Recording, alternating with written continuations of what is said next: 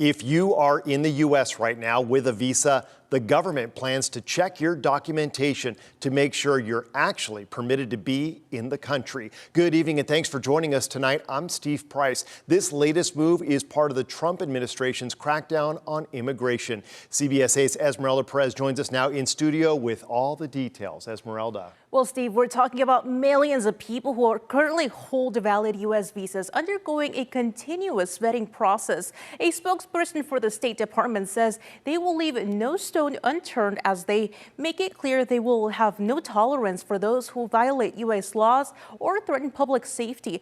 I spoke with a local immigration attorney to break down what this means for visa holders and what they need to know.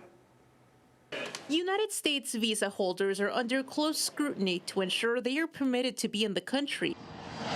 A spokesperson for the Department of State says their continuous vetting includes more than 55 million visa holders, highlighting they revoke visas anytime there's indications of potential ineligibility, which includes things like overstays, criminal activity, or engaging in any form of terrorist activity. I spoke with immigration attorney Saman Nasseri to learn more about what this review process could mean. What they're looking at is people that have either overstayed their visas and so their visas haven't been renewed yet, or if they got arrested at some point, even if no charges were filed, to review what they were arrested for, or if they took themselves out of status. So let's say they were brought in on a certain type of work visa, but they don't have that job anymore.